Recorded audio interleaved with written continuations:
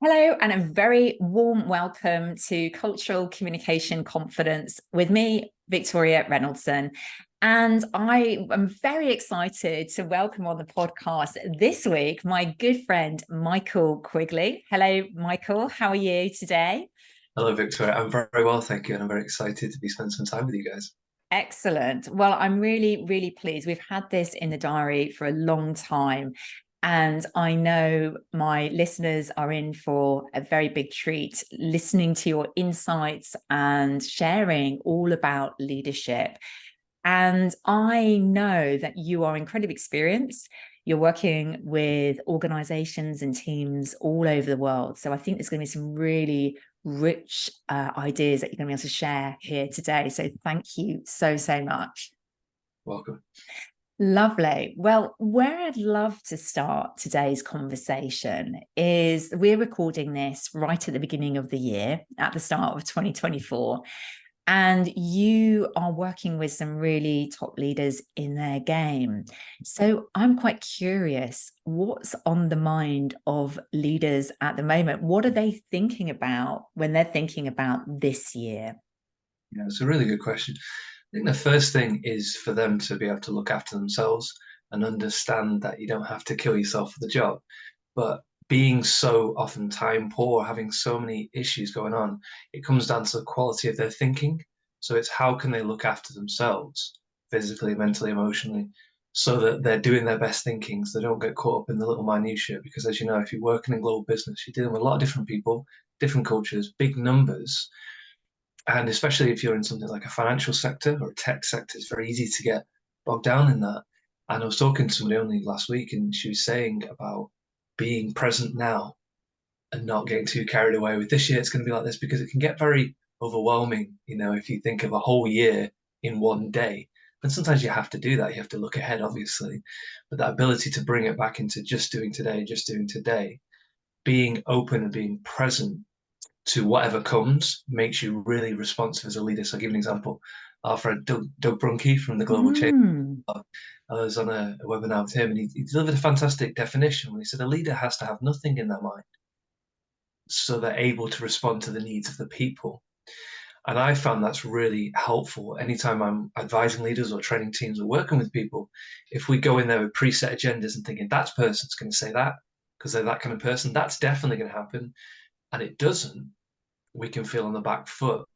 So it's that ability, I think, this year to, as well as having plans and expectations, know that if you keep a calm presence of mind, kind of stay in that moment with people, don't shy away from it, you can respond adequately to whatever it brings. Because like today we're recording this, I woke up this morning, it's snowing.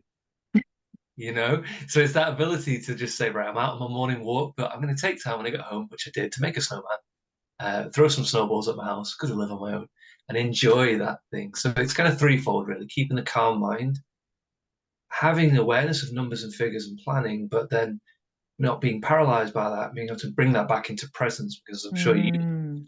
when you're dealing with people, they know if you're listening or not, they know if you're present or not, they know if you're making them feel better or worse.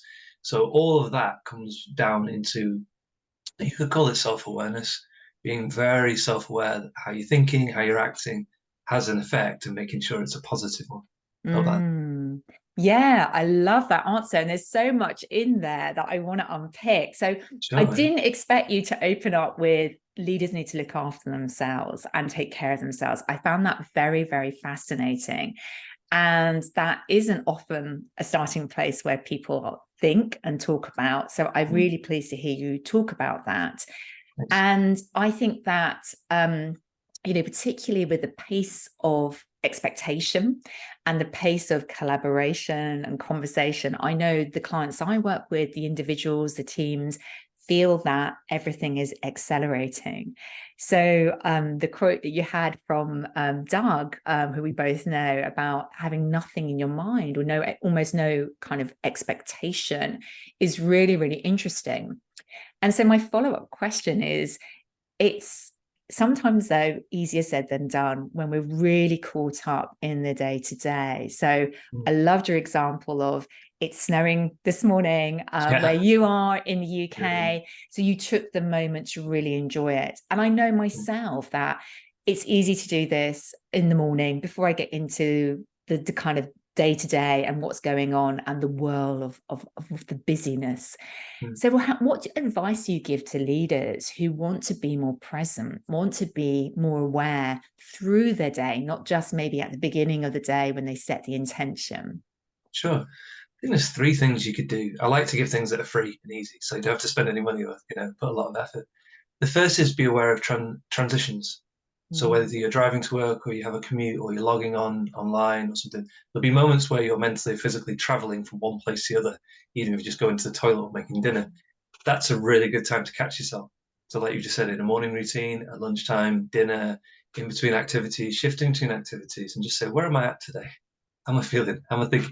Just catch yourself, because it's very rare that your average person does 12 hours of deep work nonstop. That's not really going to happen. Even if you have these moments, we come out of them. So catching yourself in transitional moments is a really good time. Second one is be aware of your chronological time, know your numbers. So I'm doing a session on time management this week. So I'm a bit of a nerd. So I was looking into it. There's 1,440 minutes in a day. So Wow, what yeah, a exactly, number. exactly. Right. I love it. Take that away, 168 hours a week, right? But even if you slept for 12 hours, you've still got like 770 minutes. So when people say I haven't got time for meditation, I haven't got time for self-care, I haven't got you've got 4 minutes a day. Even if you attach 1 minute to each of those transitions. So knowing that there's always time, because that abundant way of thinking of things, time, money, resources, health, you either start from thinking I've got no time, or I'm really busy, or there's nothing, and there's kind of scarcity. Well, like I said before, if you hopefully tap into this kind of abundant reality of life, you go, there's always time. So one of the things I say to people that are very time poor is I say, sit down for 5 minutes in the morning and do nothing. And they say, well, you don't. So I've got children. I'm like, yeah, I know. Get up 5 minutes early. Because by sitting there and doing nothing for 5 minutes, sometimes you might think, oh, I've got to do. But then the 5 minutes passes and the world hasn't ended. And you're sending a very strong message to yourself, which is, I have got the time that I didn't think I did have. That makes sense, Yeah. So being aware of that chronological time and those transitional moments. And the third one's a very relevant one, and I'd love to share this, because I've started a new hobby this year. And what you just said there is a really good question, because leaders sometimes can float from one thing to the other, and it's like you're living on a strategic level, and you're in the corridor of life, and you're not actually living. You're speaking to that person, you sort that project, you get to the end of the day, and you think, have I even enjoyed today? Where was I at? And so I've started dance classes. I love to dance, right? So I've been going to these adult street dance classes. But the reason I mention this is I'm a musician and I love music. So when you listen to music, that's one level. But if you sing along or play, you've laid it on a second level and you're enjoying it more. What I found is if you then dance to that music on a physical level, you're enjoying it on like a third level. Makes sense? So I've been going back to songs that I know and dancing to them. So I'm getting like an extra layer of enjoyment to it. So I'd say that for leaders in terms of your day, it's like, can you layer things and experience them in different ways, maybe through your body, through your communication with people physically, online, can you layer it so it's not just I am doing the same thing all throughout the day? So that's a very new one. And only last night I was feeling really good. This, it's all the hormones, all the endorphins pumping through your body. That's like, it's just because I've been dancing, And I love that idea, because I know this is something I've been experimenting with myself a little bit, is Oh, that cool. idea of transitions and just like dancing where nobody can see me, right? But dancing just to change my energy state and to change up, if I've been sitting down writing, or I've been, even with a client and having a great conversation, but then shifting into a different activity. That's how I use music and dance, just to kind of change it up. So I love that idea. And I think that's a really interesting one, because of course it brings in elements of playfulness and joy. So that's a really interesting one. And so I love that idea. And I really hope you keep to enjoy this kind of street dance class that you're doing. I will. I can't wait for the demonstration later on. But I really want to come back to this idea of presence as well, because I love the idea of transitions, of helping leaders kind of through the day. And also you mentioned it as well, it's about your presence with other people as well. So not getting distracted. So I'd love to know if you've got any particular ideas or tips for people who struggle to keep that presence and really listen to what's going on around them. Yeah, it's a great question. There's a lot. So what I say with things like this is don't get overwhelmed. So if I give you a few different things, just maybe try one of them. So I can differentiate between online and in person.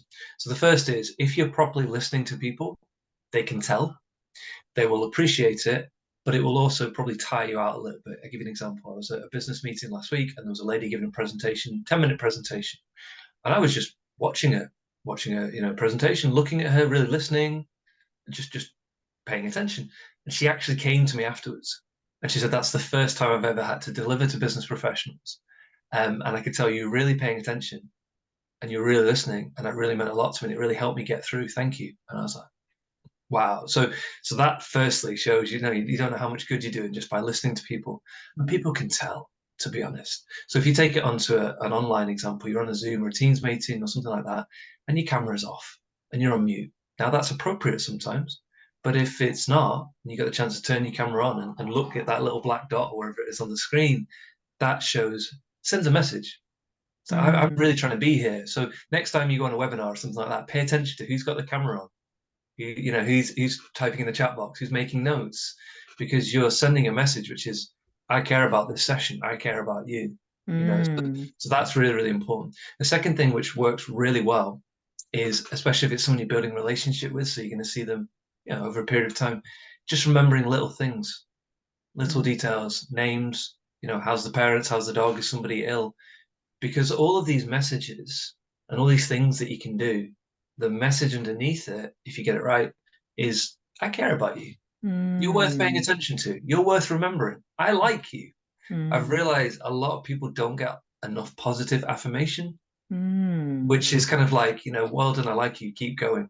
We don't really get a lot of that as adults. So mm, if you're meeting with somebody and they tell you they broke their leg and their mum's ill, and the next time you see them, you say, how's the mum? Is your leg healing? They go, oh wow. Because if you contrast that and you get somebody's name wrong, say, and you're mm. trying to do a business deal with them, and they're like, well, she can't even remember my name, so they obviously are not that engaged, you know. Yeah. So it's those are just two off the top of my head. But Mm, what I'd say is rather than me saying do this in this context, I think it's better to give a guiding principle of whatever you do, if it's done with the intention of sending the message of I care about you and I'm interested, let's go. Even if yeah. you make a mistake, and you get somebody's name wrong or you do something that's a little bit, inappropriate, the Mm. intention behind it is obviously very clear. Yes, I You love know, that. And I really love the idea of, I suppose there's two separate points I'm hearing there. One is about showing you care and you care about people personally. And the second one is about how you show up. So how do you have your video on or, unmute and participate? And I know this is like really core to your principles and kind of what you believe. And I know I have your book, the Loving Leadership book, which I absolutely love. Really recommend this. And then I know that when, I'm just going to go back to when I read it, chapter 4, the relationships are sacred. And I can see that really matters to you. And that's something that's quite core to you. And I'm just quoting, loving leaders aspire to the highest of standards in their relationships with their people. And I love this. I think for me this resonates with me because I do think what I do in my world with communication and cultural intelligence is about relationships, people investing in their relationships. But I'm also really conscious there's this tension as well because like you working with people globally, I've noticed that there is less time for the personal conversations, particularly in the online world. There's much more jumping straight into business, less time to connect, less time to meet in person and have those building of relationships. So I'm just interested to know, is this something you're seeing as well? And what advice you kind of give leaders and teams who are experiencing less of that connection? I think that's very true. But it also can depend on the sector you're working in the environment you're working with, the clients that you've got. I think what I'd start with by saying is in anything, it starts with your concept and your understanding. So, for example, if you say time to most people, like you've just said, people say there's no time for this and we haven't got time for that, and that's speeding up. Well, that's one way of looking at time. There are other people who completely think differently about time. So I think I'd always start with self-awareness and saying, what am I thinking of in terms of this? Have I got limited time for building relationships? Because if I think that is the case, I will make that. If I think the opposite is true, I'll make that as well. So I'll give you a perfect example from a client of mine. So I've been working with this client for about 2 years, and a fantastic client. They're growing, they're doing some really good stuff, investing with people. We're a perfect fit. And they're a bit further away from me. So rather than go down first thing in the morning, where I'd be really time poor and think, oh, I go the night before and I stay over in a hotel. I don't need to do that, but it sends a message so that when I wake up in the morning, I'm nice and relaxed, I just get up and I'm there. And I start meeting with my contact there, building relationship. So we have these meetings, and they're an hour or so the day before, and I say, "How's the business getting on? What's going on?" But that's building that relationship there, because in the morning of the session, there's no time for it. Afterwards, I'm probably tired, so there's no time for it there. But I prioritized that. So I love, the Eisenhower matrix, the Stephen Covey time matrix. Understanding that the most important things are not urgent. It's only often if we don't look after them, they become urgent. So I think you're absolutely right in that working from home and a hybrid model can create this kind of pressure of we haven't got time to chit chat. And I know that's something that a lot of young people tell me. They've not got 5, 10 years under their belt of just talking to people, talking to people, talking to people. You're absolutely right. So I think it's about the quality of the time. And it's back to what we said before about intention and doing it on purpose. You can have a really good conversation in 10 minutes. You can do a lot in 10 minutes, if you're there trying to make an effort with it. And also what I say as well is bring, like you said before, curiosity and playfulness and creativity to it. Because I give you an example. I had a client and he was very time poor at the time, and he had a new baby daughter. She's about 6 months old. And he said to me, I am time poor. I don't have any extra time, but I need to spend quality time with my daughter. What do I do? Not an easy question, right? So what I said was, right, well, just whip out your phone, spend 5 minutes doing something fun with it, and take a photo of you two, doing it or whatever, having a hug, and just do that every day. Just see how you get on. Build those quality little 5 minutes because they'll add up. And I saw him over 2 years later. And one of the first things he said was, he said, that thing with the phone? I said, yeah. He said, I'm still doing it. Oh, that's a And lovely. and he's changed it a little bit now because she's older, obviously. And he goes, Daddy's putting the phone away. And she knows as soon as the phone goes away, it's that quality time. It's not a lot of time because I think he runs about 3 businesses at the moment.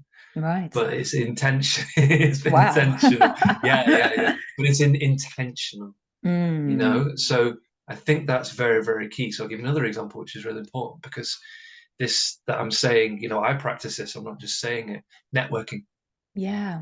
You get a lot of people doing a lot of networking online, in person, and I won't go into particular organizations and names, but I know if somebody's speaking for a minute, introducing their business, if they've taken the time to prep it, present, like you said before, present themselves well, consider how they come across to other people, consider how they're benefiting other people, not focus on themselves, give value. You can do that in like 30 seconds. And then I know the people that just kind of go, well, I am, it's good to be here. And I'm thinking, you've got a brilliant business here. But you're not, it would maybe 5 minutes before this meeting, you could have just prepped something to make it easy for yourself. So the final thing I'd say is even just small amount of time preparation beforehand.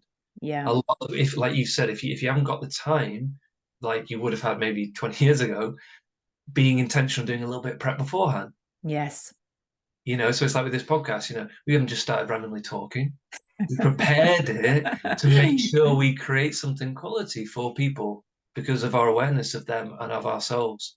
So it's back to that Yes. a little bit of prep and checking in because I have to watch myself with this all the time. What's my concept of time or money, or am I thinking there's only so much because that's what I'm going to live? Yes. I think that's a very, very fascinating kind of response. And I love the examples you gave as well. I mean, what a beautiful story about the father and his daughter. He's great. He's a great and guy. I think it is really true. We believe what we tell ourselves, right? If we tell ourselves we don't have enough, or we're lacking in time, money, confidence, we're lacking in whatever, we believe ourselves, right? So the idea that we can switch it around and even create 5 minutes is a really interesting concept. And I also myself with my clients really believe in intentional communication. So how do you, even if you have back-to-back meetings all day, spend 2 minutes. Are you going to show up at this meeting? What is it, one thing you want to say? I think, the idea of networking or presenting yourself in 30 seconds or a minute is really interesting exercise, and people struggle with it, to be brief and concise, clear, to get across the key point. That is quite challenging, and actually takes sometimes more preparation than we anticipate. So I'm really glad you mentioned that. Yeah, really, really fascinating points. And so, Michael, I wanted to move into a slightly different topic, which was talking about the fact, obviously, you are working with people all over the world, both directly as teams and leaders, as well as I know you're networking globally as well. So I'm quite curious, because obviously there's a cultural element of communication as well. So what do you notice is different sort of from culture to culture? Have you noticed big differences in the way people approach things, or do you see it more at the sort of sector level and the organizational level that these differences come up? A really good question. So the answer is kind of like yes and no to both. So I'll give you an example of, I'll start with what's the same, because I think we talk a lot about differences, but I think it's also important to understand similarities. So I'll give you an example. I have a client, and I was at a conference of theirs in Canada. They're a wonderful client, and they have members from all around the world. They have members from 100 different countries, and what they all really valued was their shared commitment to high standards. So to be part of this organization, you have to be vetted, you have to be audited consistently. And I really like that because I have very high standards. And so in fact, I saw a video, they did a promo video, I saw it only yesterday, and they were interviewing this person. I think he's been a member for over a decade, maybe even two. And they said, what do you value? And he said, the shared high standards. Because in global business, the people are doing well. I don't know anybody who does it with low standards. So I love working with these people because it's really easy and they don't challenge me. So that commitment to high standards can be bought into by all sorts of different people. And I think that's very, very important. So that's the first thing. And the second thing I think that's really important when you're dealing with different people is, again, it's back to that, don't come in there with assumptions. Because you have to be very careful. There's a very fine line between being culturally sensitive and patronizing.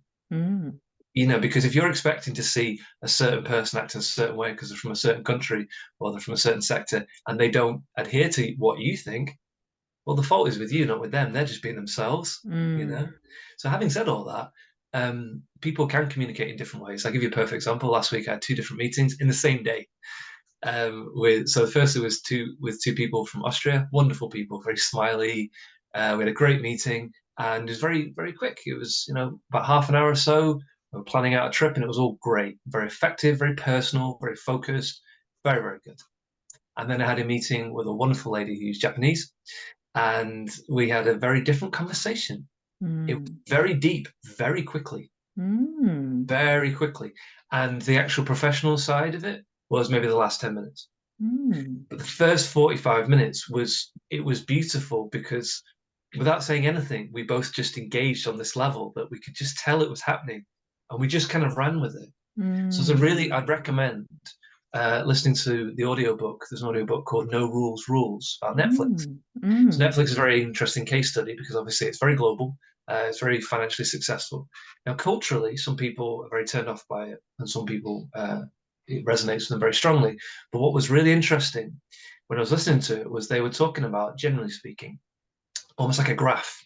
On the one end, you've got like freedom and responsibility. I'll give you this responsibility, but freedom comes with it. On the other end, you've got like rules and procedures. And what they found was when they're working in America, it was a certain way and it was working. But when they went out to Brazil, when they went out to Asian countries, it was not working in the same way because they were not spending enough time on the relationship aspect. And they were massively. And what I like about it is they're very honest. And it's read from the point of view of the CEO, and he talks about his failures and he talks about how they messed it up. So I think that you'll know a lot more than I do, that cultural sensitivity to say, how are things done here?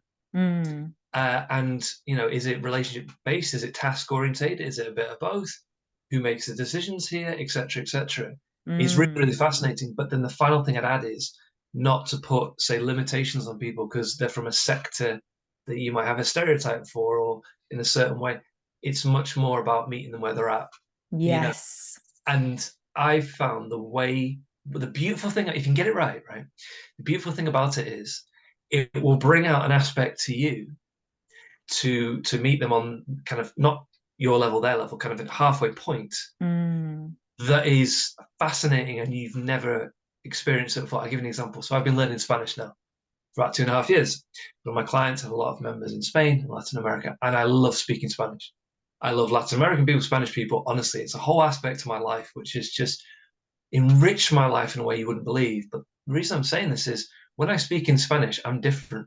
I Mm. speak differently, and it brings out a side to myself that I didn't know existed. But it's authentic. Mm. Trying to be Spanish, it's just it allows me a way, culturally and language wise, to express myself, which I'm sure people listening to this and watching this that speak different languages will understand. And I think as native English speakers, if you're a native English speaker, until you have that paradigm shift Yeah. and that ability to, it's like I said before with music and then dancing to it. It's one thing to listen to another language, but then to step into it, express yourself. Mm. Oh, it's great fun. I've started learning Yes. German recently. Oh, It's have you? brilliant. Oh, that's Oh, I love it. fantastic. I'm terrible at it, but I'm trying, and I- again, people appreciate it because yes. again, you're doing it with cultural sensitivity, Mm. not doing it to say, hey, I speak a language. Nobody cares. You're Yeah. doing it to say, I'd like to meet you halfway here and be Yeah. respectful. Final example, I'll give you this perfect example. Jurgen Klopp, the football manager from Liverpool Football Club in England, speaks fluent English. And he gave a press conference in Germany, and somebody asked a question in English. And he said, and he responded in German. And they said, Jurgen, you can speak great English. And he said, with respect, in England, we speak English. We're in Germany, we'll speak German. And I love that Yeah. because I thought that was bang on.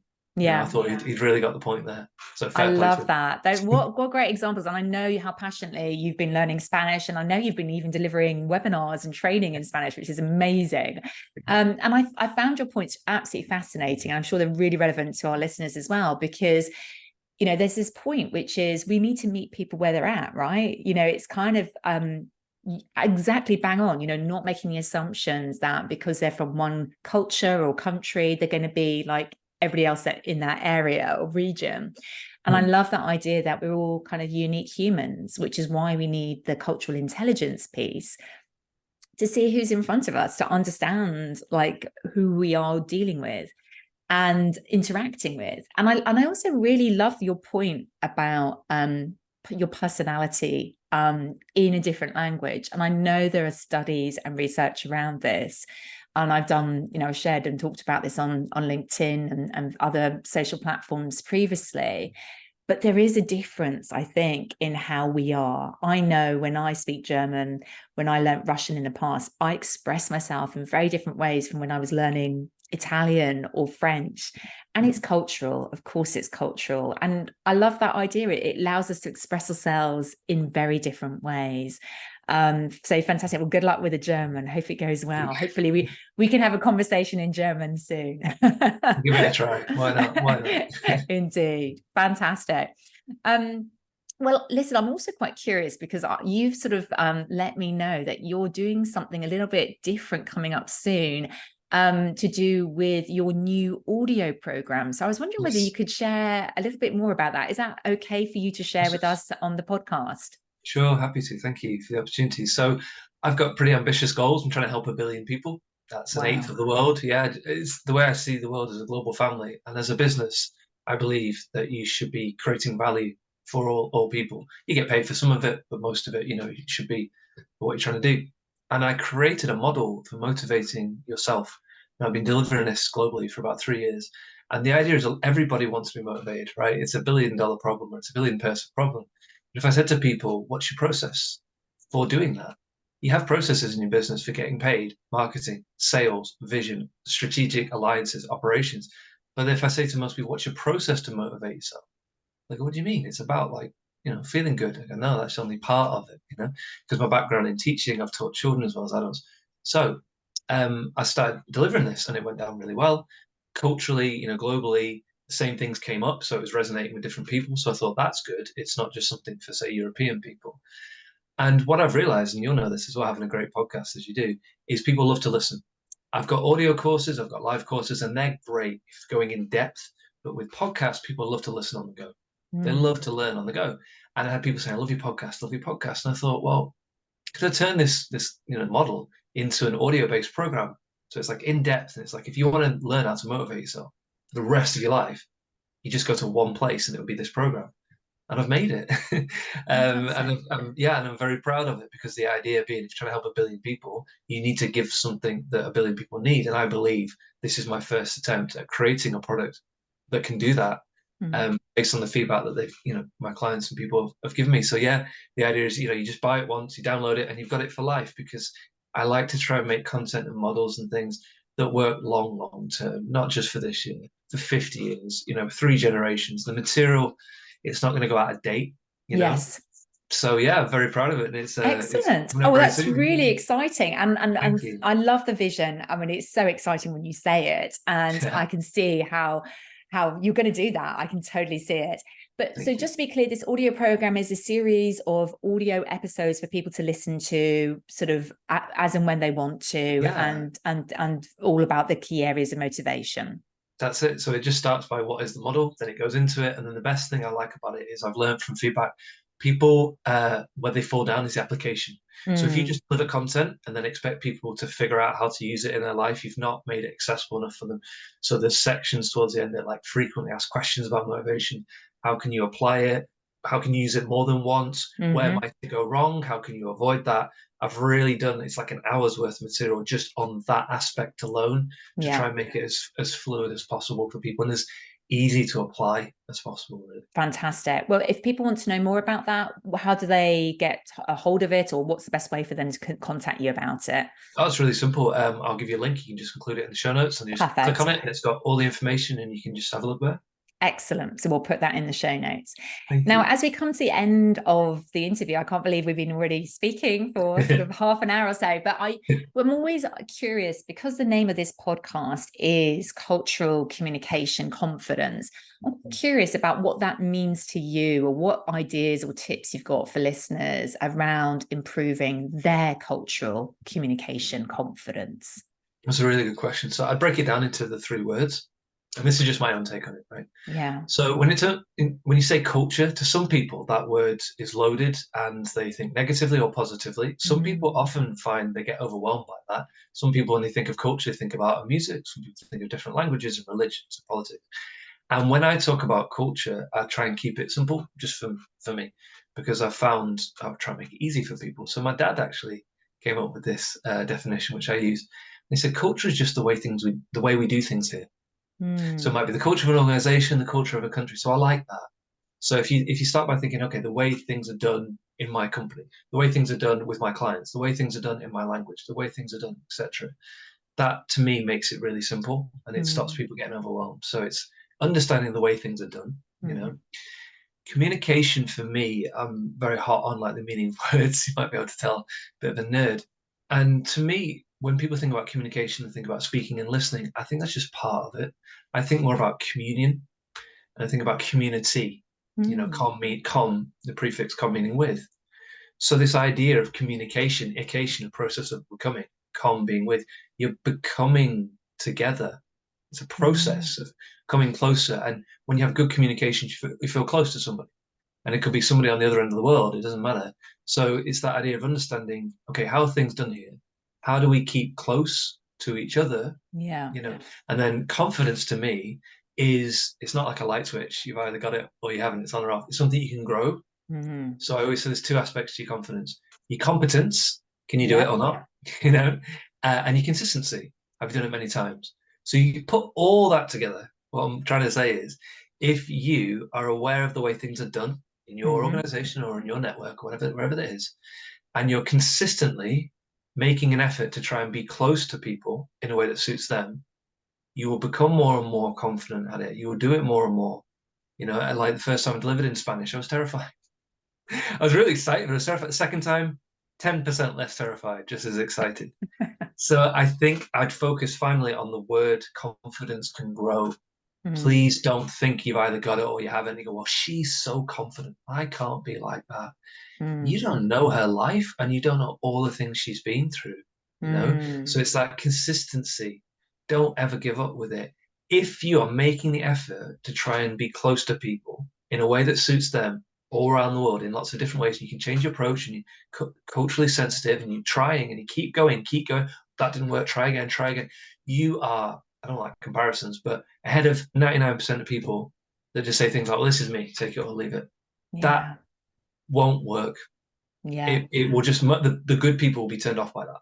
Yeah, that's You know. brilliant. Well, Michael, thank you for that. It's the most comprehensive definition, and I loved it. I mean, the Oh, way you good. broke it down was really helpful, and I think Thank you. it very much resonated with me. So, thank you so much for sharing that. Okay. Thank you so much for being really generous with your time today. I've loved this conversation. It's been brilliant to explore these topics further with you.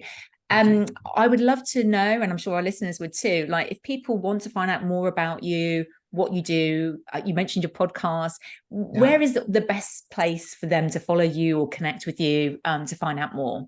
Thank you. So LinkedIn, Michael Quigley. It's Michael Quigley. Just find me on LinkedIn. It's a really good one. There are a few Michael Quigleys, so just look for my face. Kataholos is my website. Kataholos is a made-up word. If you Google Kataholos all around the world, you'll just find my website. And like I said before, I've got a podcast, so it's called Food for the Journey. Mm-hmm. So I know Victoria, you've listened to it a couple of times. So if you like my approach and if you like the kind of things I'm saying, it's called Food for the Journey. It's got 7 seasons now, 70 odd episodes, totally free. It's my gift to the Brilliant. world. Podcast, LinkedIn, website, check them out. Amazing. Well, we'll put all those links in the show notes. But in the meantime, thank you so much, Michael. It's been an absolute pleasure to have you on the podcast and look forward to catching up with you soon on cultural communication confidence. Thank you.